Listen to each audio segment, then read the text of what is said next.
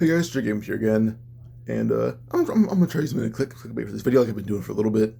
So if it works, comment it. You don't need to watch the entire thing. Just comment clickbait worked on you. That's it.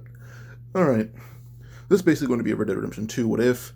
I did very similar What If before, but this one's shorter in terms of script wise, probably not story wise. But um, I'm going to be trying to do a What If Arthur was sent back in time, which, well, time travel is possible in RDR2. We know this. We've seen it. So. Or we've had inferences. We've had implied time travel with like Francis Sinclair. I'll be going over many of the side quests. I'm pretty sure I don't think I cover any in this video unless they're like important to the plot. So yeah, because I'm gonna going off like what I remember combined with a bit of wiki combined with a few other pages who do their own timelines for the story. So yeah, but yeah, so we're going with the honorable route for Arthur. This one, when Arthur dies at the ridge, where Dutch abandons him, and Arthur like Dutch, I tried my best, and Dutch still abandons him. In the end, whatever god or gods Arthur believed in took mercy on him, and Arthur would wake up again, not in the past, but in a very familiar cold place. He gets up out of his bed, looks around, realizing this is like his first night in the mountains after they had to escape Blackwater. He looks in the corner of the room, trying to figure out like what he should do. And he realizes his body's really healthy. He doesn't feel tired or anything. But he finds the bag in the corner of the room and looks at it. This bag is just dubbed as Arthur Morgan. And then under it says Past Life. This confused him when he went through everything, finding multiple guns. But he would find 3 specific guns that he wants. I'm just kind of using a little. I used to play Red Dead Redemption 2, but my PS4 got messed up, and now I don't have it anymore. But I remember what I used to use the entire time. It was a carbine repeater, Carcano rifle, and a volcanic pistol. That's usually just what I used. So with this, that's what Arthur uses. Plus, I just asked people, and the volcanic pistol was just something that they said I should use. So yeah, the volcanic pistol was on and off for me. I didn't really like it that much, but I still used it. But yeah, Arthur also uses his own revolver, so he has 4 guns set up for this. I won't be going over what they are, but yeah. He takes out 2 hatchets and his usual knife. But once he takes all that and puts them up, and he doesn't really want any other guns, he has to tie the bag up only for it to get lighter by a lot. There are tons of rifles. Like basically every gun you get in the game was in this bag, so it was heavy as all hell. But suddenly the bag got a lot lighter. Arthur went through it, realizing everything in there had just turned to money. What he didn't take just turned into their value in cash. And Arthur probably had so he had his own money from his past life combined with the money of the guns. So probably having a little over $45,000. And he would take that. He kind of keeps that bag under his bed, and then, yeah. But Arthur would sit back down on the bed he was on, only for him to fall asleep again immediately. With no memory of what happened to the bag, but he remembers the memory of the guns replaced the memory of him putting them together. So whenever anyone questions, like, oh, I had these parts, I finally got around to putting them together because I couldn't sleep. And that's kind of what he says how he got the guns. And in his mind, that is what happened. But, Arthur would go out hunting, but in reality, he says he went out hunting, but in reality, he's actually rushing to the aid of the Adler couple. He arrived and heard fighting, and he would fire a shot from his carbine repeater through the window. And he receives fire more than one shot over and over again, so he walks in, seeing Jake Adler with a knife in his shoulder, and, well, Sadie on the ground, but the rest of the Adlers, the rest of the O'Driscolls in the cabin were dead, or crawling out with bullets in their back. They thank Arthur, and he would get the O'Driscolls out of there. One of them has actually survived as he was hiding, but Jake ended up firing one of the shots from his own revolver into the O'Driscoll's head, killing him. Now they go outside, only for one of the O'Driscolls that Arthur didn't kill to light TNT and throw it at the house, and, well, immediately Arthur would grab Sadie and jump through the window, and then Jake followed suit, going through the window, and their house being blown up, but the O'Driscoll had died. That was like the last-ditch effort he had. But with this, the barn is still fine, and the Adlers allow certain members of the gang to crash there, while the rest of the gang would actually stay in their original location, mainly to avoid the O'Driscolls catching them there. Not to avoid them, but to bait the O'Driscolls there with Arthur's horse prints. Members are allowed to stay in the barn are Tilly, Mary Beth, Abigail, and Jack. While Molly, Karen, and Miss Grimshaw, they stay behind. So, yeah. The men usually stay there. Uncle was just told no because he needed to pull his own weight there by, at least helping cook. So, that's what he's doing. Or feeding the horses, one of the two. Now, Arthur soon tries to find John on his own, but he actually would have Javier tag along regardless. And he would find John in a less injured state, or not injured, but less cold. So when John is brought back to the camp, he's not really as cold. It's more like he has a scratch on his face, and it's really all he has right now. Other than that, he's fine. And he's basically setting up this entire part of the story, in one day. He's setting that entire thing up in one day. It's not really hard for him to do. When it comes to the O'Driscoll camp, both the men of the camp, minus Hosea, Strauss, and Uncle, they go and, raid it. Arthur has a more effective version of Deadeye, as he has experience on top of a healthy body now, so he can use both of those factors to basically eliminate around 50% of the O'Driscolls in the first draw of his gun. So that's once he mows down all the O'Driscolls, everyone's actually just very surprised. They noticed this was a big change for Arthur. But everyone else was actually able to, mow down the rest of the O'Driscolls by themselves. But Arthur himself had saved O'Driscoll for last by shooting at him and making him hide and cower. So, as he walks over, people do question him, but they realize something about Arthur, that he's also he's warmer to certain people, but a lot colder to others. Those others being obvious, but... Well, also Javier is kind of the outlier. He's kind of both cold and warm to him. So, yeah. But the O'Driscoll that Arthur didn't shoot is Kieran, as he was there in the cold area, if you guys didn't know that, because pretty sure he's with you most of the game from that point on until, chapter 5 or 6, I forgot, but, yeah. But Arthur points out, I don't know the fact that I killed most of your boys, you're a coward or disloyal, but you didn't fire a single shot. And they mentioned that, and Arthur's like, alright, well, we have a boy down, that being John. And he's like, alright, well, we need an extra hunter, so if you don't want a rifle in your mouth and back your head blown out, you're gonna go help Charles over there catch us some food. You hear me? Kieran immediately just nods, as Charles will grab him by the collar, yank him to his feet, and say, let's go. Charles and Kieran head out, and they begin hunting.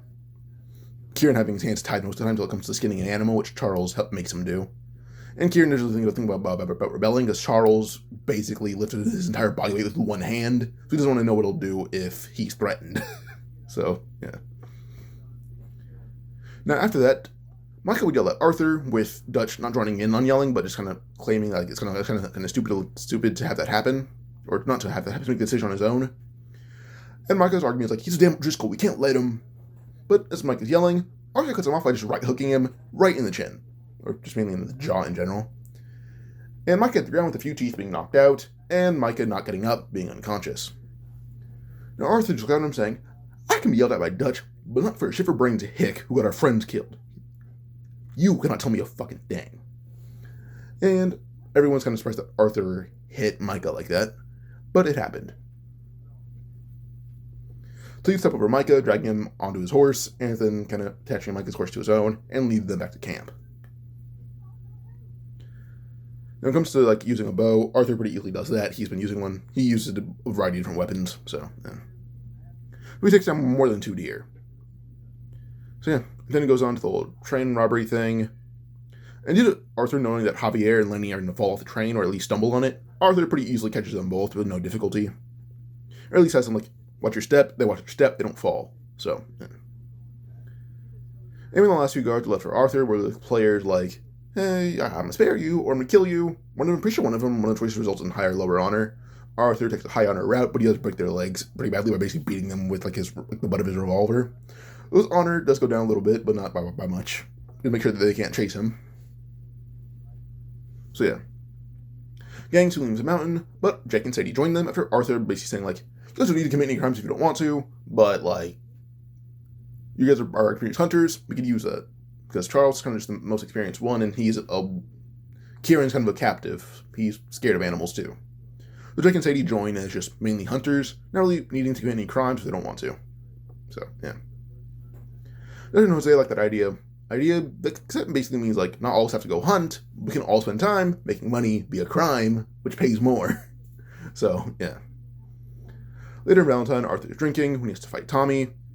And Arthur does have some strength because I honestly feel bad for Tommy basically being turned into a walking vegetable. When it comes to this, Arthur basically just gives Tommy just a very just quick combo that knocks him out as quick as possible, and that's it. Like at most, Tommy has like a minor concussion, not severe brain damage.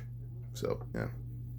Well, concussion is brain damage regardless, but not that Tommy cannot function as a proper member of society, at least verbally. So, yeah. Later on, we have to rescue Sean in the game, and Jake sees this opportunity to repay the gang, so he actually wants to help. But as before, they don't need to commit crimes if they don't want to, but they can of their own accord. Arthur's like, you don't commit crimes. It's more like, do what you want, crime, no crime, don't care. Just make money or hunt, one of the two. Preferably hunt, but yeah. But Jake is going to help them because he wants to assist the gang. Arthur, Javier, and Charles beat down the authorities while Trelawney and Jake free Sean. Now Jake hands him a revolver. He's like, they gave me this. I'm not shooting anyone, so just take it. As Jake is starting to use a bow, mainly because him and Charles get along pretty well, and Charles says the bow is more efficient if you want to be silent. So, yeah. And with this, when Sean returns, the gang throws a party for Sean's return, but also as like a welcoming party for the Adlers. Arthur and Sadie then go hunt with Jose a few days later, and due to Kieran basically being under Arthur's protection and being somewhat treated okay, since he gave up Combs' information earlier, and mentions like, I'm going with this entire time, I'm not sure if it's still right anymore. So he's basically like, Arthur's kind of just telling him like, don't seem threatening, just seem like you're cautious. So Arthur's trying to help him on the good side, and it's working, but Kieran basically saying like, but not being like, oh, it's for sure we're there. He's like, we use this as base operations. I'm not sure if they're there anymore because I've been with you this entire time. And then he'll just hands up like, don't believe me if they're not there. I warned you. So, yeah. So with that, no one, like, everyone, people more or less are like, when it comes to Kieran, like, if he's not asleep, at a certain point, people will have someone watch Kieran until he falls asleep. So, yeah. Usually it's Strauss, because if he dies, they won't care. But, yeah.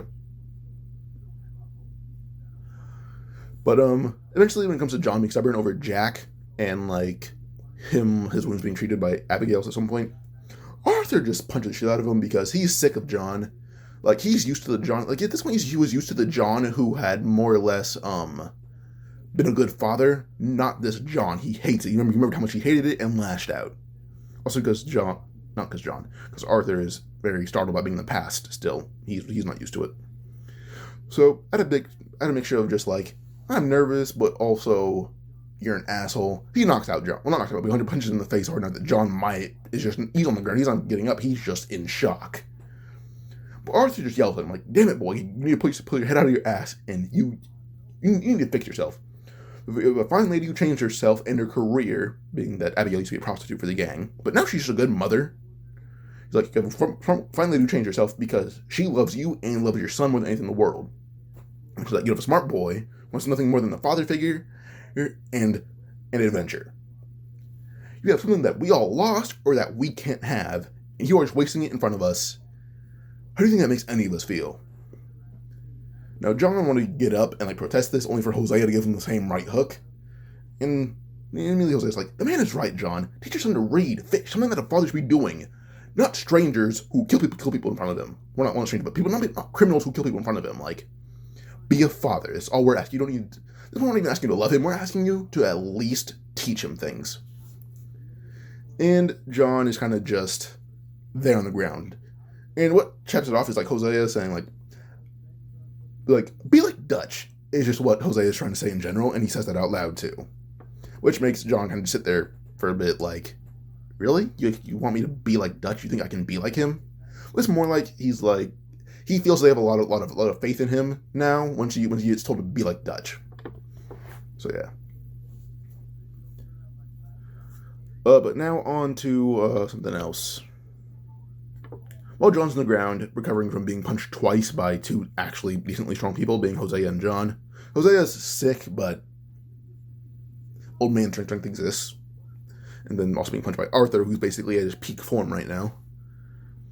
Abigail would help John up, and everything's going to click for him, because like Abigail's not telling him he's wrong or anything. She just says, you okay? Let's get you in the tent. I'm going to agree or disagree. Just says, you okay? All right, let's get you in the tent. And that's when it begins to click for John. Later on, the gang would head to 6 Point Cabin, and Kieran's actually able to fight properly since Arthur's been guiding him a lot of the time. Arthur's like, this is a kid who's actually he was a decent guy. Who's actually teaching Kieran like the ropes of being an outlaw. And whenever Arthur's bored, he just helps him like shoot. So yeah. So Kieran's kind of just like, he's like Arthur's pupil basically. So yeah. So yeah. But also, he also kind of just wants Kieran to be able to live life strong and happy, because he doesn't need to notice how much it took a toll on Mary Beth when he died. He's not aware that she jumped back, but he's aware that she was sad when Kieran died. So, yeah, just like a rather recent memory for this version of Arthur. But eventually, John, Kieran, Arthur, Bill, they head to the cabin and they obliterate the O'Driscolls. And Kieran doesn't mess with for being wrong. It's like, he admitted, like, we're not even sure they're there anymore, because I've been with you guys this entire time, and I haven't really been held captive. I haven't really left your sight. So, people basically put it as like, they either assume I'm a traitor, or hear me out, I was not fed good information because I'm a rookie in both gangs. So now people like who blame him, like Micah. Even then, Micah's proved wrong quickly by Arthur or Kieran or Mary Beth. So yeah.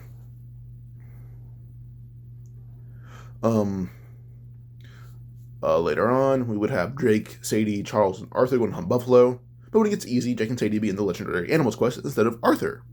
Just because I want them to do something. So, yeah. So, Jake and Sadie handle legendary animals. Or animals in general.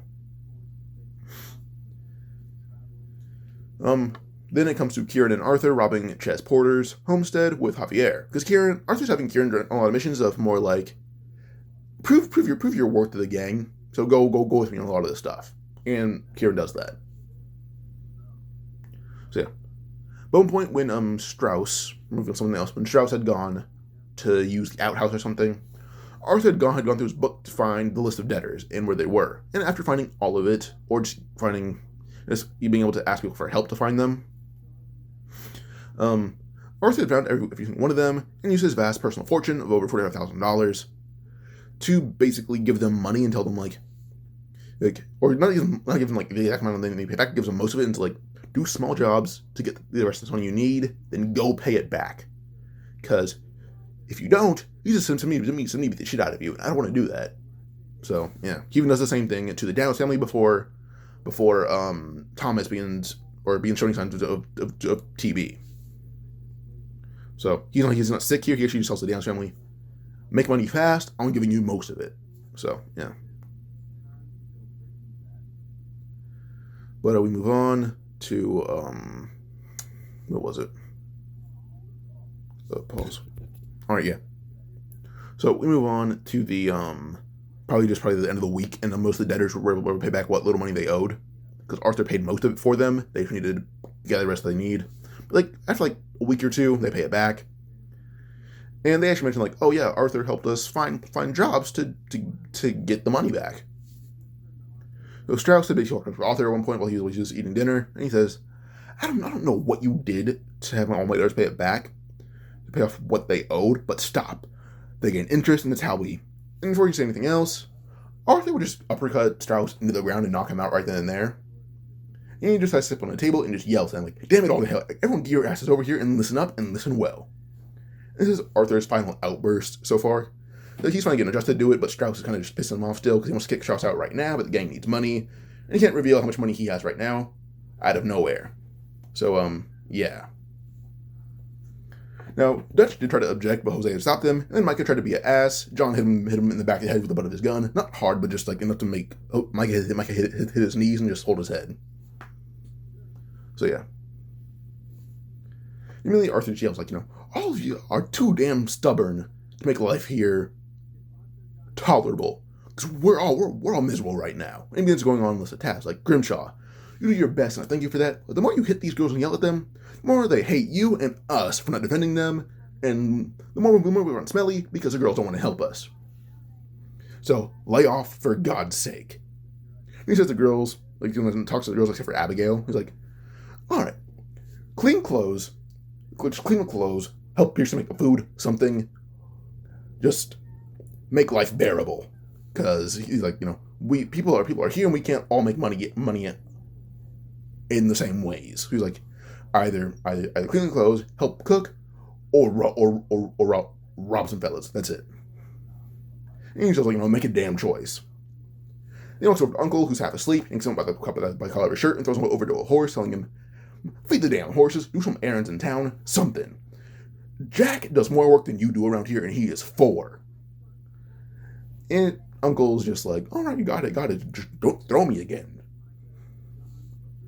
Then he's like, John, you're fine. Same for Jack and Abigail. Just, I have an idea. Share a tent. Make a room, share a tent. And just Jake and Sadie, they're fine. They end up sharing their own tent, so they're fine. And then Timber, Charles, and Hosea, they're actually very responsible and they're safe. And he tells Javier and Lenny, like, be like the girls, which everyone's like confused about. He's like, you guys both have charm, both have looks. Scam people. You can do it. I know it. And basically tells him, like, you're almost as charismatic as Dutch. You can do it. So now they're also being held to the same pedestal as, like, either being like Dutch or just being charming. Which they don't mind that, actually. So, yeah. He tells Bill, like, you're a drunkard. Do what you do best. Go to the bar, drink, pick up information. Micah, go with him. And then for Molly, it's like, just Arthur giving her the biggest reality check of a lifetime. So, yeah. He tells her, pack your shit or find a new beau who cares about your feelings. So, yeah. So Molly kind of joins the other girls and doing whatever they're doing. And tells Pearson, go fishing. You brag about it and yell at us for not having food. Go fishing. You can do it. And tells Sean and Karen, share a tent. Everyone's tired of having them go back and forth in the middle of the night. And then he tells them, don't give Swanson drugs. Anyone who does will get their shit kicked in. Understood? They'll nod. And then Trelawney had just arrived, but Arthur tells him, you're fine. Go sit down. But he yells, am I understood? Everyone just gives their own nods, and at the end of it, Arthur doesn't yell at Dutch, because it's Dutch, but he tells Dutch, you make plans, they're good, but run it by people so we don't get fucked like we did in Blackwater. That killed so many of our friends. And immediately, Dutch understands that and sits down and thinks about it for a while. So, yeah. But Arthur basically established order in the camp. And also kind of scared everyone, but yeah. But by the end of the night, as everyone's doing what Arthur said, Grimshaw was talking to the girls peacefully, reached an agreement. Karen and Tilly put in a few dollars after they scammed a few fellas, but also, threatened their lives. Didn't even need to act as ladies of the night. They literally tried to fell from behind, held a knife to his neck, and money. Boom. Molly and Mary hung close to dry, but also helped Pearson make food after he caught some fish. Bill and Michael arrived drunk, but they had information from the bar. Because they're good drinking buddies to some people. But they're giving Arthur the cold shoulder. Jake and Sadie came back with some deer. Karen and Sean were together. And they discussed their own arrangement, but they made it loud that they were together. Very, very loud and obvious. Swanson was hogtied and schooling for morphine, but Bill kind of sat on him and ate dinner. And Dutch and Hosea were actually going over some of Lenny and Javier's notes that they got from a few ladies after they pulled some moves on them. So yeah. But at the end of the night at about 1 a.m., Arthur's in his tent eating, and Kieran is laying outside of the tent, just eating as well. Not laying, but sitting down eating, until Hosea walks in. As Hosea walks in, he shoos Kieran away. Kieran goes over to Mary Beth's tent and sits with her, and just talks. Like, she's asleep, but he just kind of mumbles to her. But she doesn't mind. But Hosea would just talk to Arthur, like, my boy, what caused that lash? It worked marvels, but what made you snap finally? Like, I think you made Kieran shit himself. I'm being frankly honest. Arthur just looked at Hosea and led him out to the woods, telling him the truth about everything. And she's doing this simply because Hosea is the father figure he has. It's like, Dutch abandoned him, and Arthur's like, that's a very fresh scar on his mind. So, Hosea's the one person he trusts right now. Just Hosea. And Arthur isn't, like, a genius. Like, he's a decently average intelligence guy, in my opinion. But, yeah. But he tells Jose everything, and Jose found it hard to believe, but putting the clues together, it works. That's like, there's really no flaws in Arthur's logic or in Arthur's statement. So he's like, it's hard to believe, but hard to deny. I understand. So, yeah. But yeah. Paul. Sorry. So, this one, when it comes to Thomas Downs, Arthur never really beat him up. Said Arthur actually gave him money. So, yeah, so they paid that off. There's really no need for Arthur to visit him, aside from checking in on him. He was like, hey, last time I saw you, you looked a little weird in the eyes. You alright? Thomas was like, oh, I got TB, I'm dying. So Arthur and him talk from a distance, and, yeah. But eventually, Arthur is reached out to by Mary Linton, and he helps her out with Jamie and his stupid fascination with the Chelonians. And later, we want to go to Micah, who's in trouble in Strawberry, and Kieran and Arthur help him out. But when Micah wants to kill every lawman, Arthur looks at Kieran, who just hits Micah over the back of the head with the butt of his revolver, and drags him back to camp via horse. And then, when it comes to getting back to camp, Arthur basically told Lenny, like, me and Kieran had to escape with Micah fast and his horse. So, or me and Micah had to escape, or me and Lenny had to, and Kieran had to escape quickly, so go to Strawberry and get his horse and get his revolvers. So yeah. And Lenny basically says, oh, that guy, this was escape, kind of hired me to get this stuff. And me and Lemon are like, we took a beating, I don't care, just money, we'll give it all back. Lenny pays them like $15 and they get everything back. So yeah. And we have the stagecoach being run by Arthur, and I forgot who wasn't also in canon, but I'm pretty sure I switched this one out for Sadie. I forgot who wasn't canon, but yeah. Sadie doesn't mind getting her hands dirty. She's not a big fan of murdering people. But stagecoach robbery, she lets Arthur do the herding and heavy lifting. She carries the smaller stuff or handles the de-escalation. So yeah. And Sadie isn't as ruthless as canon. She's not mild-mannered, but she's respectful or respectable and more. But yeah. But yeah, so we move on to later when Jack wants to go fishing. It's John who goes with them as John is getting to know his family better. And Milton and Ross confront them. But while they're talking, John sees Arthur leaning against a tree smoking a cigarette with a pistol pointed right at Milton, back of Milton's head. Or something pointed at the back of his head. John doesn't know, but he knows that Arthur's planning to kill them. But John immediately picks up Jack and tells him like, you need to go home, got it? And, this leads to Jack nodding as John puts him down and he runs to the tree line. Pinkerton and Scram let them leave, they turn around. Arthur would throw one tomahawk into Ross's head, killing him, and when Milton looks in Arthur's general direction, John just fires off 2 shots into his head, and Milton falls to the ground. Arthur slides down the hill, and then he tells John to bury the bodies. And they do just that. So yeah. But when John's like, damn it, Arthur, you killed 2 really notable Pinkerton agents. And then Arthur's like, they came here with no backup, definitely alone. So no one knows they're here. Just trust me on this one, they'll be fine dead. They'll assume they got killed on job or something, or got killed by vengeful gangs. They don't have shovels, but they do have saddles, and they use those from Milton and Ross's horses to dig a big enough grave, and then they fill it with Milton and Ross, and then they rebury them. So yeah. John and Arthur back to the camp, and they lead the horses somewhere else to be sold. So or John is back to camp, and Arthur leads the horses somewhere else to sell them. So yeah. Pause. Sorry about that. But Arthur and John talk after the end of the day, and Arthur's like, they're looking for rats, and they were going to find one. That's why we had to kill them and bury him. And John kind of thinks how stressed everyone is. He's like, they were looking for rats, and they definitely were going to find one. I understand it. So yeah. Later in the week, or in the day, or later, a few days later, or later in the week, maybe a few weeks later, Sean, Charles, Bulls, and John and Kieran head up to rob a stagecoach, or head up to... Wait, hold up. set up to rob a train while Arthur gets the stagecoach ready as like a diversion. So yeah.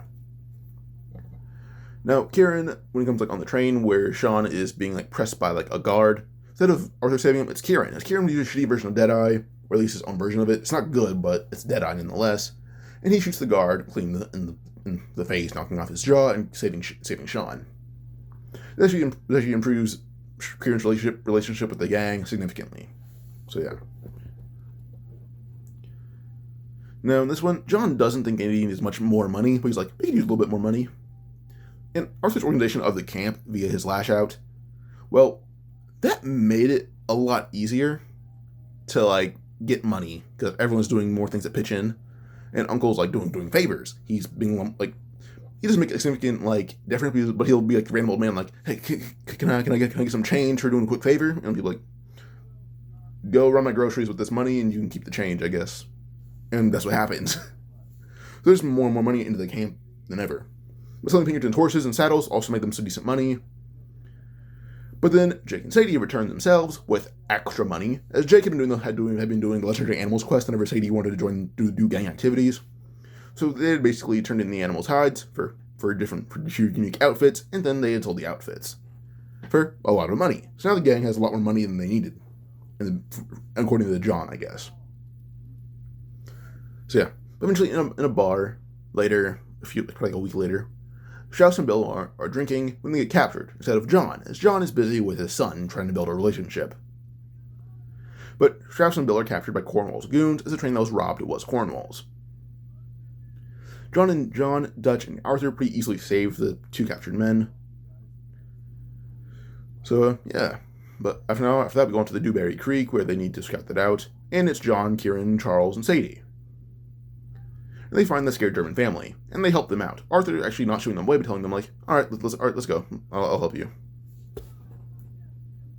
So, yeah. With this, they end up helping the German family with their father, well, husband/father, and they get them back from the bandits. Now, Kieran was hesitant about the family at first until Arthur just smacked him in the face, telling him, telling him kind of just in a way that Kieran won't stand. They'll move faster if we make sure their needs are met, but we'll also cleanse the area of any of those with weapons. One way or another, this is a win-win. Or win-win-win. In multiple ways, it's our win. It's in everyone's favor. Kieran nods and jots it down in a notebook kind of like Deku, I'd say. Just like taking notes on how to be like Arthur. So, yeah. Later, Trelawney is still captured by Sheriff Gray, and the whole part of the story goes similarly. Instead of it being mainly Arthur and Dutch getting turned into deputies, Arthur has the idea of having Sadie, Jake, and Kieran be the scapegoats and get most of the credit, since they'd be less recognizable. As none of those three are really a recognized part of the gang yet. Sadie sounds like a random lady, and that's about it. Maybe Jake and Kieran are just random guys. So yeah. So when it comes to the Beau and Penelope situation, Jake handles that and gives Beau some lady advice as he's the married one.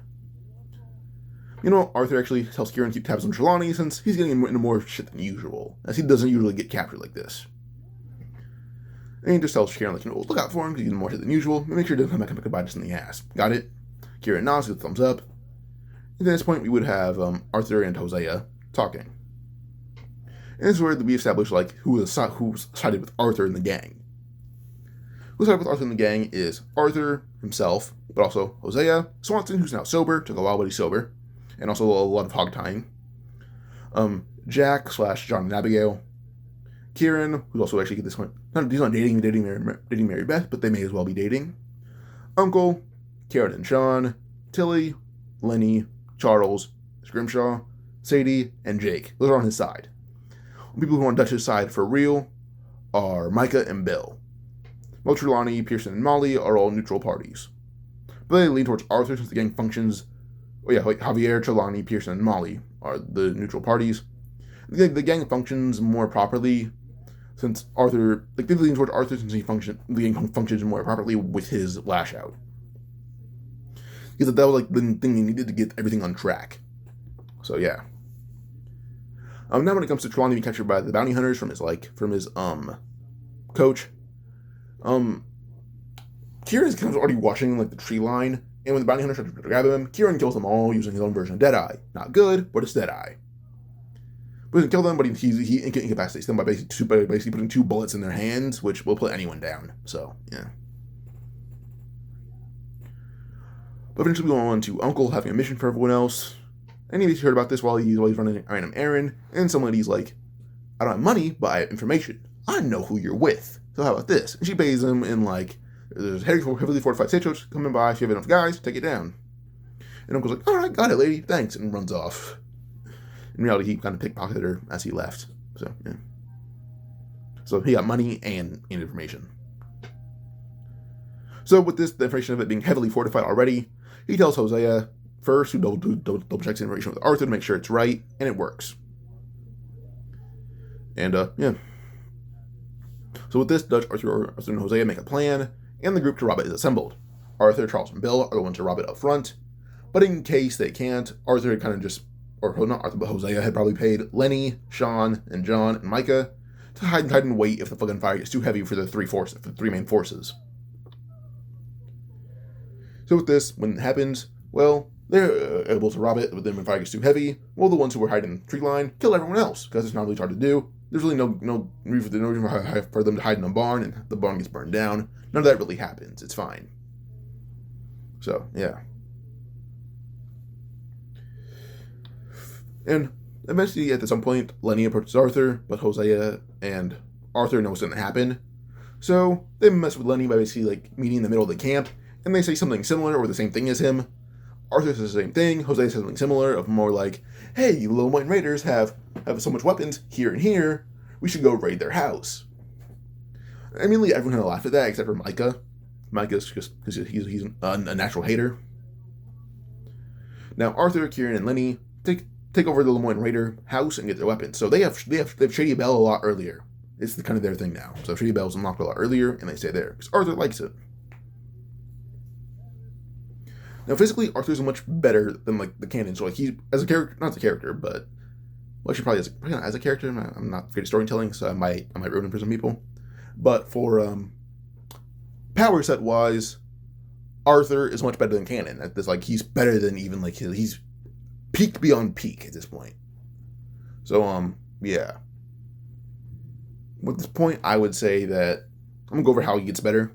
He trains hard. So he basically trains so nobody will overpower him again, even if he somehow gets sick. He's like, all right, even if I get TB again, I beat the shit out of Micah. That's like what he wants. He basically trained to hand combat a lot with Charles. It's mostly wrestling and throwing. But whenever like wanted a hand-to-hand fight, Arthur would basically grab his hands as much as he can, and then begin punching at Charles, and Charles does the same thing.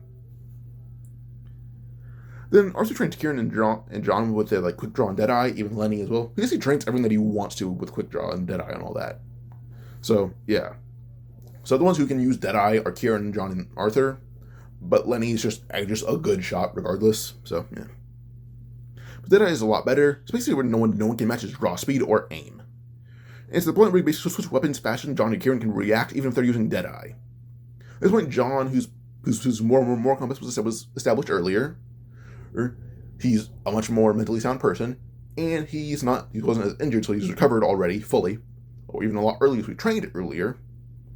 At this point, John probably as good as he is in the epilogue, and Arthur can still draw faster than him, to the point where he can switch from a pistol to a rifle completely and still shoot John 4 times before he even gets his pistol out. So Arthur is just unnaturally fast with his guns now. He's a video game character, so there's no logic in needing to be included, but regardless, Arthur is basically so fast, he breaks logic in terms of drawing weapons, but yeah. His honor is in the higher range, but it's not maxed out. It's probably like, I would say he's a little bit above the middle, but still not maxed out, but he's an honorable person regardless. So, yeah. And his cash amount at this point is probably around a little over $200,000, so yeah. It's like $7 million nowadays, I think, but yeah. Well, people who know how much money Arthur has are literally just Kieran and Hosea, because Kieran is basically Arthur's shadow, and Hosea just knows everything about Arthur at this point. So yeah. But in the mansion, this is not important, but I want to say it. Arthur, Hosea, Dutch, Molly, Lenny, Javier, Pearson, Micah, Tilly, Bill, Reverend Swanson, and Charles all have their own rooms. But Sean and Kieran made it official with their relationship, like everyone knows they're dating now. They made it official very loudly at 2 a.m. in a tent first. Kieran and Mary Beth share a room, but they're working their way up to like sleeping in the same bed. They're dating, but they're not sure about sleeping in the same bed. To the point where Kieran kind of sleeps on the floor under like by the bed. But yeah. Kieran, Sean, and Uncle flirt a lot, and they flirt loudly. They're dating, but they spend most nights in the same room. As when I'm doing this basically because I like the interaction where Uncle is like flirting again with Mr. Grimshaw when he asks for money. He doesn't do that. He makes his own money, or makes money, but he also keeps some for himself. So when it comes to like asking out Mr. Grimshaw, he can do it himself and doesn't need to ask for money to do it. The other one was kind of a joke. They went too far, and then now they're basically an old married couple without any label. So yeah, Jake and Sadie are married. No need to explain there. And Abigail and John were married by Swanson. John just needs to buy a ring. Now, when Strauss tries to move in, Hosea, dude, knowing what Arthur told him about Swanson, not about Swanson, but about Strauss, immediately draws a gun and puts it in Swanson's mouth, like just pulls it right there. Like I've had about enough of you. We put all our weight, we all put our own weight in person, and kind of just vicariously through others. Hell, Swanson, when he was hired drunk, did more than you. Uncle feeds horses and does errands and makes more money than you sometimes. As well, due to Arthur kind of putting Strauss out of business, there's not really much debt going around. He says, I'm just sick of your presence here. Go somewhere else. The money you have right now, you can keep. Don't contribute it. Just take the money you have and leave. He and Strauss like a band of 20s or just like $20 and was like, just go. No, just get on somewhere, you leech. And Strauss leaves. While Strauss is walking along the road, he goes through his stuff to make sure he has everything, and he finds a note. And it says, "Get out of the States. We killed some Pinkertons, and they're bound to come for your head for information. Go." And this is obviously Arthur's handwriting, as in canon, Strauss died being tortured by Pinkertons, but he did not snitch. Micah could learn something from him. But Strauss basically just returns to Germany to be safe. So yeah. At least safer than he'd be in the States. Paul, sorry about that, had a snack. Valentine bank robbery happens. It's still spearheaded by Karen, but Sean is also involved. She ran it by him first, he thought it was a good idea, so then she recruits other people. So one day Arthur is outside, playing with Kane and Jack. Kane's the dog. I'm not going to the bank robbery, it happens, it's easy. Sean is just in double, but yeah. But on the Arthur thing now. One day Arthur's outside playing with Kane and Jack. When Edith Downs approaches him, she mentions that her husband had died and asks for help just moving out of the house. Since she can't afford it without her husband. And her son's able to do his job, but it's not going well for him.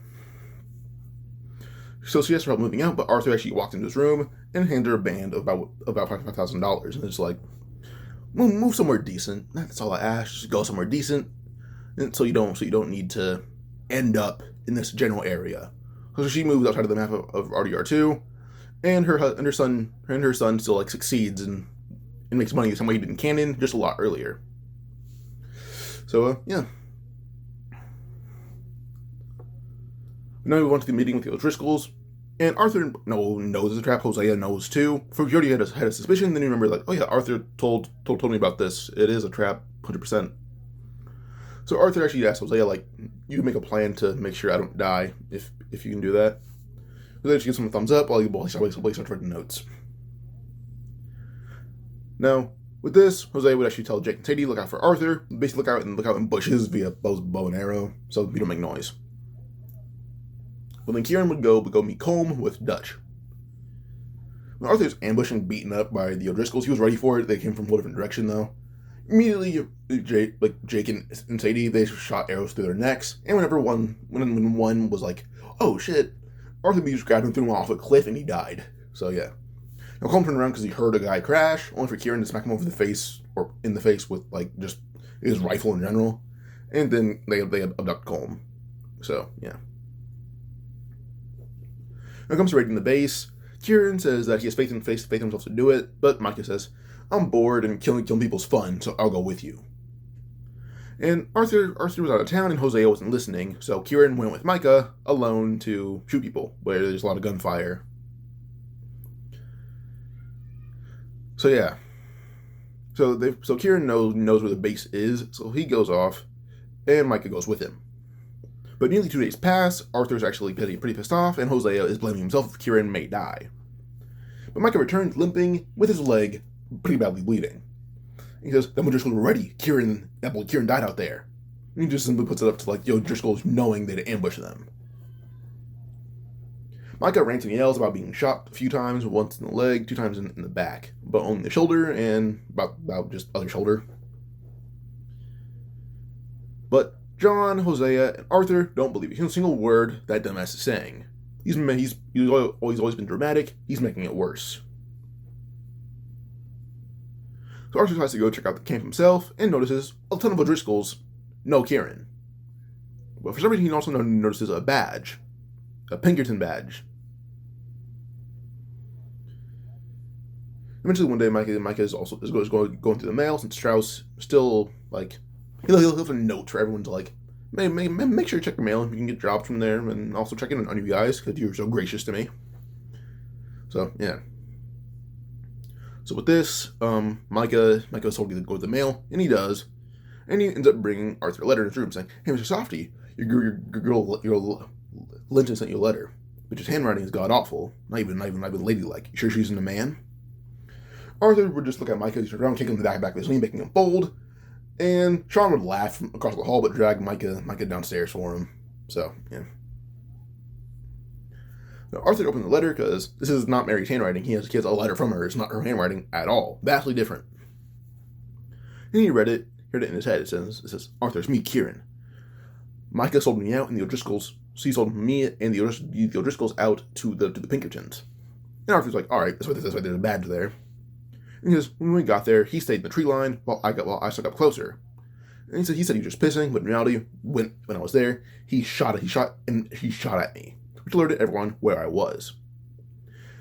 Now, Kieran was right. He could take on most of the Driscolls, and he was doing just that until Pinkertons arrived in the hundreds.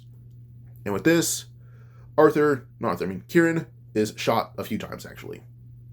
Kieran says he was shot once in the head, but it didn't really go too badly. All he knows is that one of his eyes are injured, and same for one of his arms and both his legs. He crawled in front of his horse and escaped. Micah forgot about his horse. And he says in the letter, Kieran says he found a doctor that's studying Arthur, so he's staying there for now. Now at night, Arthur would gather everyone, except for Dutch, Bella, and Micah. Gathers them all outside. They're very far away from the house. They don't make any noise while they're talking, discussing things. They discuss the letter. Pearson ends up holding his butcher knife once they get back and says, "I'm taking that bastard's fingers. That kid was good." And Charles holds up a hatchet, saying he became a good hunter too. I'm gonna help Pearson. And he holds up a hatchet that he was throwing up in the air and catching a few times over. So they nodded, and they say we need a plan so no one gets in our way of giving this bastard justice. With this, Arthur asks what they should do, because they obviously have a plan, but immediately Charles is like, "You do nothing. Go get Kieran." Arthur just nods, gonna do it the first thing in the morning. Just give Kieran some time to recover properly before checking on him. Javier spoke about his part of the plan, as he actually is pissed at Micah that Micah did this, and there's evidence that he did it, so yeah. So he mentions I'll get Bill to go hunt with me. If I mention alcohol, he'll tag along regardless. So hunting, drinking, he'll go with me. So he nodded and says, "All right, I'll bring Dutch in town to scam people and play cards." Uncle spoke up last, saying, "Me and Susan can sell Micah's horse in town, while you guys just hide him in the morning. Me and Susan, being Miss Grimshaw, will take his horse out, so make it seem like Micah's gone. Same for Arthur." And I thought, Uncle, "Oh, you actually have a good plan." Even Miss Grimshaw's like, "You want me into it without me saying yes, but I agree. Good job." So everyone kind of praises Uncle for a little bit before the next morning. Next morning, Uncle, Miss Grimshaw, and Arthur were gone, and seemingly Micah too.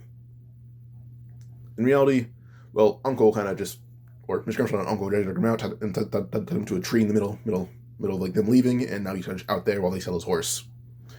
And then Arthur is going to find Kieran. Now Javier waits for Bill to wake up before inviting him out to hunt, drink, and eat and fish. Bill easily accepts that, like, oh, alcohol, fishing, eating, and men. Cool. So Dutch go into town, pull off a few scams, and, well, drink. And play cards. Eventually with this, Pearson would find where Michael was, and he woke up tied up. And he thought it was just a prank, so when Pearson frees him, they go back to the camp, and he calls it a shitty joke because he's injured. He's an injured man. But immediately, as soon as he gets in the camp, he makes a crude joke to Karen, only for a bottle to hit him in the back of the head, and he hits the ground. He gets up shaking, wondering who did that, only for Sean to grab him by the back of his shirt, yanking him to the table. Immediately called them just bastards. Like, what are you bastards doing to me?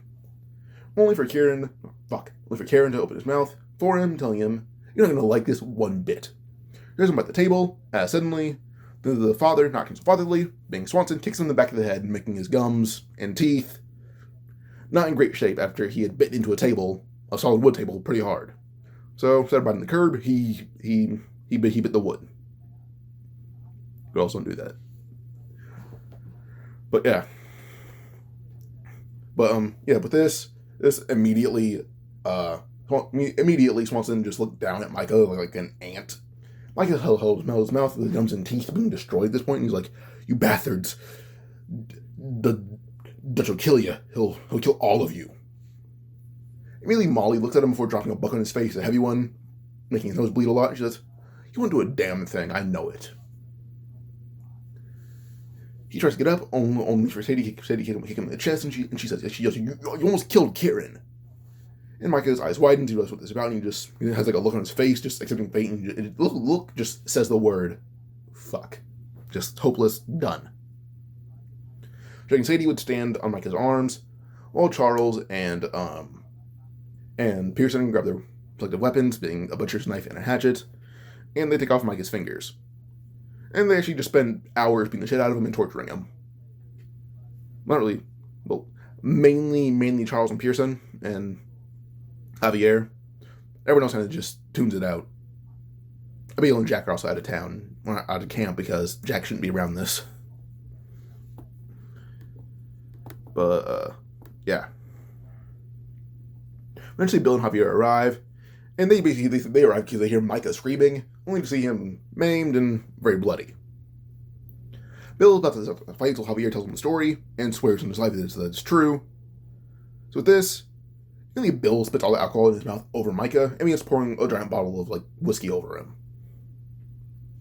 And then he would light Micah on fire. He's doing this because Bill's questionable sexuality and preference to Kieran, on top of being drunk and easily manipulated by Javier, who is a friend, made it very obvious that he'd choose Javier's side, and vengeance for Kieran. So, yeah. So, Bill joins in and finishes off Micah. Not in the way Bill would like, but in a way that Micah's dead. Now, Dutch returned, and when Bill and Jose tell him the story, and with this, Dutch wasn't happy, but he spat on Micah's grave, which wasn't really a grave, it was a giant hole full of their shit and horse shit, but it was a grave fit for Micah. But 3 days later, Arthur returned with Kieran, and Kieran's wearing an eye patch on top of having a crutch and a very big sling. And he's on bed rest. But all he really does is mainly just clean the house and practice his shooting with the one good arm he has.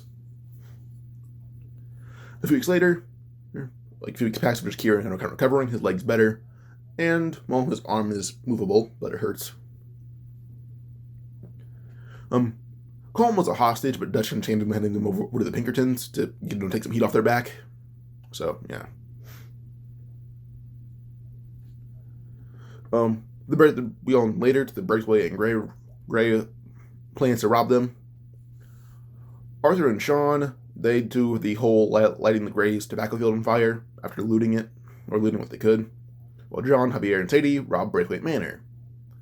Bill, Sean, and Jake take the opportunity to go to Rhodes for a job, but Jose and Arthur kind of planned out what was going to happen, so instead of Sean dying, Kieran was on top of a roof with his arm, with his sniper set up in the arm that was kind of still slinging up a little bit, and then his finger ready, and would just tilt his arm up to aim. So when the guy who kills Sean canonically gets ready to fire, immediately Kieran would enter a bit of Deadeye and kill nearly every single person in the building, or anyone who had like heavy machinery. At the same time, Sean and everyone else opens fire, but Sean is shot in the arm, and in shock he hits the ground. But he was like still ready, so still able to shoot from the ground. He was just in shock. So yeah, now Bill is taken captive by a single sheriff, only for Bill to make very sexual jokes about being held by the neck, and proceeds to beat the absolute living shit out of the sheriff. Before he can do anything else to the sheriff, people come in, stop him, and then they leave. So yeah. Now, this time Jack would be taken captive, but I'm going to be honest here, the story kind of gets sloppy, I'm sorry. I didn't know what to do with it. I kind of forgot about a lot of the story because I didn't enjoy it. But Jose was at camp, and when Jack would constantly be kidnapped, Jack was hidden, but they didn't really anticipate. They thought that they'd give up on taking a hostage, only for Abigail to be the hostage instead. And this sparks a whole new level of vengeance in John, who is a much more family-oriented man. I'd say even in terms of even overall ability, he's like almost end of RDR1 powerful. I'd say end, but he'd be dead. So, yeah. But with this, John storms the Braithwaite Manor, but Arthur immediately just leaves to go find Bronte, and claiming he's looking for Jack. Arthur brings Lenny with him, and pretty easily they find Abigail. By the way, they had to send Saint Denis, if you guys forgot that, but they had to send Saint Denis, pretty easily find Bronte, and then they easily find Abigail. And Arthur's gonna just use the place that they held Jack the first time. So he was right, but yeah. But Lenny's causing distraction while Arthur is doing the actual rescuing, and then they basically turn Bronte into their bitch, and now he is just in their good graces where he invites him to a party. They return. John is mad that they lied about looking for Abigail, but he's still glad that they found her regardless. So yeah. The party and the river incidents go off with honestly not really any differences, to be honest. But back at the camp, Rainsfall reaches out to Arthur for help to steal incriminating documents on Cornwall's men, and Arthur and Jake would gladly do so. And Jake actually goes with them to actually talk with Arthur. Something very interesting, actually. And he talks about more like, me and Sadie joined you guys because we were scared the O'Driscolls coming back, to be honest. We also didn't want to commit crimes at first because we realized, or we thought it'd make us like the O'Driscolls, only for us to realize it wasn't really fun, but we felt like we owed you. But now, as we just keep going with you guys, we don't feel like we owe you. We feel like we belong with you when we do it. It's fun. It brings us all together. It makes us feel like family, a made family. Arthur calls him corny sap and slaps him on the back, but says, good story. But he actually enjoys that that's how Jake felt. And Jake and Arthur are actually pretty good friends now, so yeah. Account Tilly's still captured, but Kieran and Lenny go out for her. At this point, Kieran's much more of a badass. He's wearing an eye patch, his arm is kind of in a sling, but his aim is better than ever. So yeah. Lenny kills Anthony Foreman, and Kieran is captured by the O'Driscolls at this point. She knows that's later in the story. I mentioned it here. I don't know why. But, yeah. Like, the O'Driscolls are kind of just, mostly wiped out by the Pinkertons, so they don't really matter, regardless. But, off that topic, Kieran basically just destroys most of the Foreman brothers himself. Lenny beats Foreman, or beats Anthony Foreman senseless with just, like one hand. It's not really too hard. The two students of Arthur, they're great.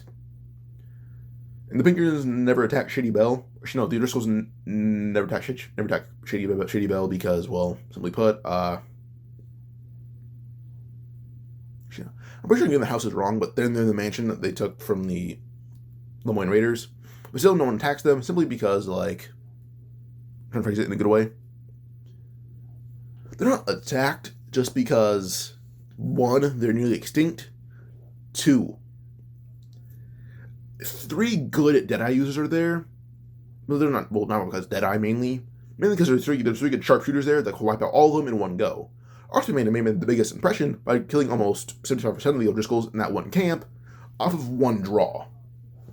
But now he's better than ever, and he has 2 students, being John and Kieran, who are about as skilled as that version of Arthur in terms of Deadeye. Like, John is more skilled. Kieran is as skilled. So, yeah. By the way, if I mix up dates, I'm sorry. But just know, they happen still. So, yeah. Even when I say, like, this happens, but it's earlier than when it should happen in the story, it's happened in the future. I just did it wrong. I'm sorry. Later, Dutch, Arthur, and Lenny talk about the trolley station mission, but due to Hosea and Arthur know it didn't happen, and Arthur, well, Hosea after being told it happened, he kind of theorizes that Dutch had a head injury and then just messes on Arthur. Well, Hosea kind of spikes Dutch's drink and makes him sleep, fall asleep earlier. Not fall asleep earlier, but stay asleep longer. So with this, the mission is left up to Arthur and Lenny, and the mission goes as per normal, but knowing it's a severe head injury, so yeah. So with this, Dutch never hurt his head, and well, he kind of felt bad, but Arthur and Lenny give him his cut of the mission because he's the one that came up with the plan. So he gets $60, while then Arthur and Lenny get 15 because it's $90, then 60. So 60 for Dutch, 15 for Arthur and Lenny. He does give them extra 10 for you guys did the mission. I was asleep. I'm sorry. So yeah. But yeah. Now we go on to pause. Sorry about that. Now they're just mission with Mary Linton, and I'd say the thing with her father and all that goes the same until it comes to her asking Arthur to run away with her after the theater thing. But here she told her something different than Candace, of saying no. It's more like, give me 4 months. That's all I ask. I want to leave my gang so they're healthy without me there. The way he phrases it is that he will not bite the hand that fed him, but he'll nip the hell out of him. That makes Mary laugh, and she says, 4 months, not a day longer. Understand me? Arthur holds her hand, he nods, and leaves. Now, Dutch never has the idea of killing Bronte, since Hosea and Arthur talk him down from even torturing him. But still, he does torture him, but does not kill him. Let's say to put him is that he turns Bronte into Tommy. So, yeah. Now this one comes to the bank robbery. Hosea and Arthur learn Dutch's plan. That's slightly more improved, but then they improve it better, as Dutch was told to run it by people more often when Arthur lashed out. And because Arthur's been basically the number 2 of the gang, even with Hosea, he's a lot more helpful. So he thinks it's better. How to phrase this?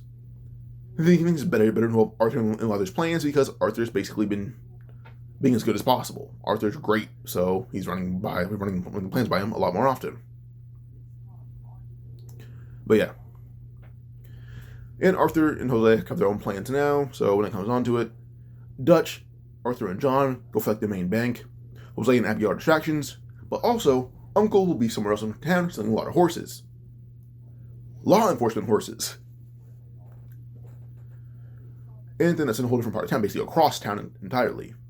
Then Charles and Bill, they start trouble in a bar, point where someone dies. Make sure it's not an instant civilian, make sure it's a random bounty hunter that dies. So they got that. Well, then Sean and Kieran, they'll be themselves in a hotel, which means screaming from Kieran and oh yeses from Sean. So with this, well, they make sure it's a very expensive hotel and high quality one. But after that, the mission goes off, and then if you're Pinkertons, since they're spread apart across Saint Denis. Hosea still dies, but this time is to save Abigail after a Pinkerton tried to take them hostage. Hosea saves Abigail by knocking out Pinkerton and then getting shot by one, but that was enough of a distraction for Dutch and Arthur to mow down other Pinkertons. But then the lookouts, being Lenny and Kieran, ironic, Kieran being a lookout despite being blind in one eye. Lenny and Kieran walk by Pinkertons from nearby windows. They had basically bought out shop owners, hey, leave your shop for the day. Criminal shit doesn't go down. And they agree, so, yeah. But after that, we go on to Hosea being buried at Shady Belle, but very far away from Micah's rotting hole, which can also be misinterpreted very weirdly. I'm sorry about that. To lay low, everyone separates, kind of going on their own vacations, since they killed dozens of cops, robbed a bank, and caused trouble all across a very notorious city or state. But yeah. Now, Arthur actually decides to go to Guarma just because, like, I'm kind of bored and there's a revolution brewing, so let's go fix that. Or I'm going to go fix that, and he invites Javier, telling him, like, I heard this country called Guarma, there's a boat going there. No better way to lay low than out of country. And Javier's like, I was gonna go to Mexico. Guarma, sounds good. So Javier and Arthur head to Guarma. Now, Arthur more than makes up for the lack of numbers, so, yeah. So with this, the two unknowingly get there and they both stop a revolution much quicker, and Arthur does it quicker. After that, Javier and Arthur just vibe there for a while, having fun for a little bit, doing side quests. And this one, when it comes to John being arrested when they return, it's more or less Kieran. He's a very recognizable face. John can grow a beard that's different than Poster's. So can Kieran, but he's missing an eye, and his eye patch does not change. So, with this, Kieran's one of those like captured. He's very easily spotted. So yeah. And this one, when it comes to who's saving Kieran, it's John, Arthur, and Lenny saving him. And the Dutch does not mind, simply because Arthur's basically the number 2 now, and, well, Arthur never really steered anyone wrong, so he didn't mind. So yeah. Now you go forward again to the whole Dutch and Cornwall thing, and Dutch still kills Cornwall. And when Micah takes papers and cannon, Arthur does that instead. Then the Colm O'Driscoll mission happens, but there's not really, like, when it comes to seeing him hang, there's basically not, like, a single O'Driscoll in sight. But when it comes to, like, the roof, instead of it being Arthur, it's literally just Jake walking up the roof, shoving an arrow through the man's head, like, just shoving an arrow into his head, and then pulling him down, and then sits on the roof and watches Colm hang. As, well, Dutch handed him over the Pinkertons, so, yeah. Now we go on to the shipment mission, but Micah isn't involved, Lenny taking his place. Then the gang moves to Beaver Hollow, so, yeah. Eagle Flies approaches them for help with a cannon. This is the same, but Dutch isn't, well, crazy. He's doing it to help. So, yeah. And later rains fall, and Arthur still do their own thing, but Arthur just isn't sick, so rain falls is like, oh, I don't notice that. It's more like, oh, cool, you're kind of just a healthy, unique man.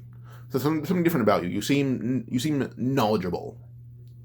So rain falls and just thinks Arthur's a very, very wise man, even though he doesn't show it, which he is but isn't.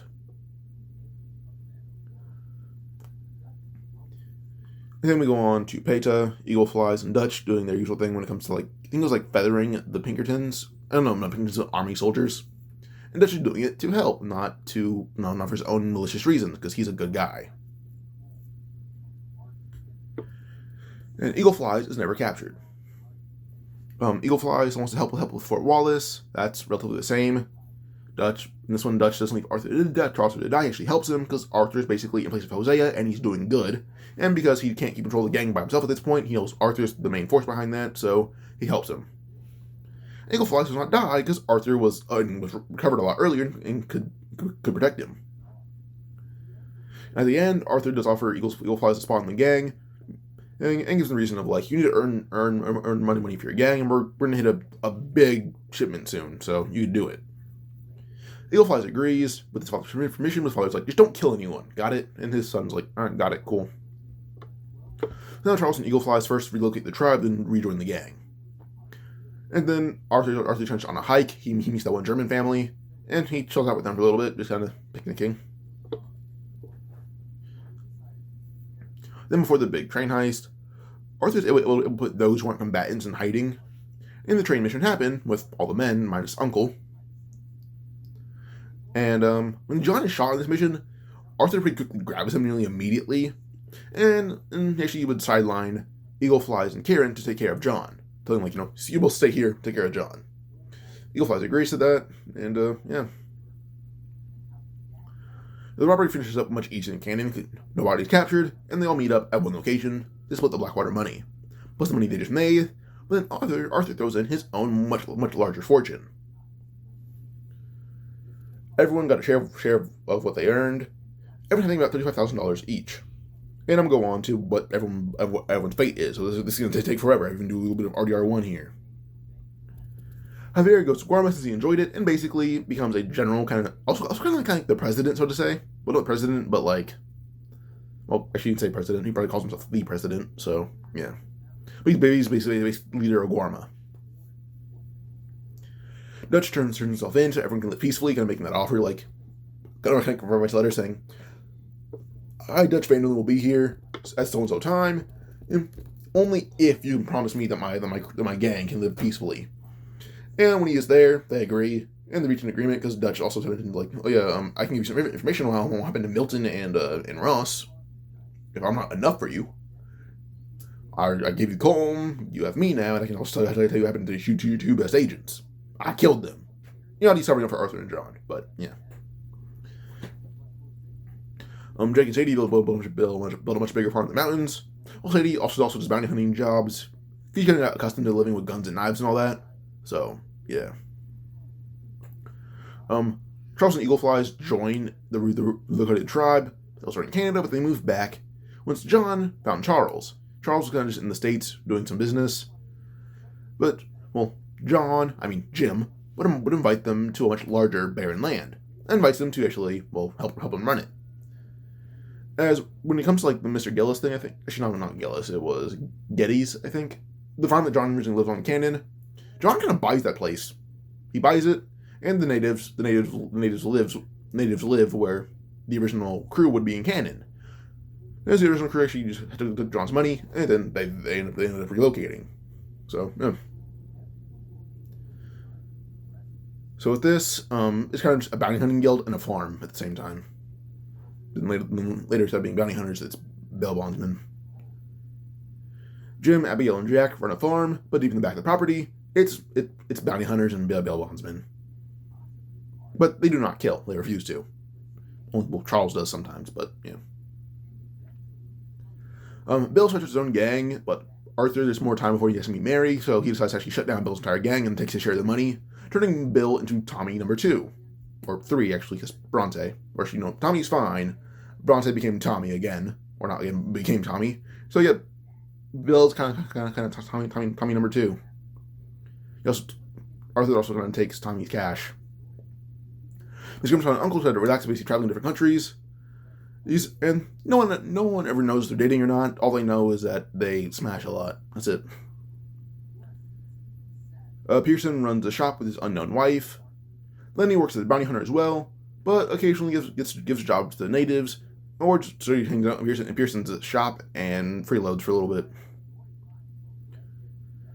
Sean and Karen live in a nice city, settle down, and have way too many kids to be sustainable in the 1910s. Mary Beth has her books go. I was gonna say go viral, but they're very popular in the era. And they live successfully with Kieran having a daughter. Tilly's fate is the same, all that. Trelawney uses the cash that he got to move his family to Germany, where he ends up uniting with Strauss, and they run a giant debt agency. With Trelawney and Strauss's brains, they're not really legally liable for anything bad that happens when you have the debt established. So, yeah. They're still scumbags. Swanson became a notorious religious figure much earlier on, but now that he's alone now, he kind of attributes Arthur to a lot of his success, and actually pays Arthur anytime Swanson gets a big paycheck, he gives around 30% of it to Arthur. So yeah.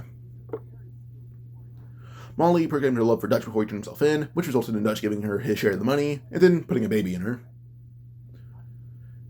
She lives peacefully in the same town as Pearson, raising her son, Hosea, as Dutch had a few names requested for certain genders, but Hosea was one of those top requests for a boy, and she had a boy.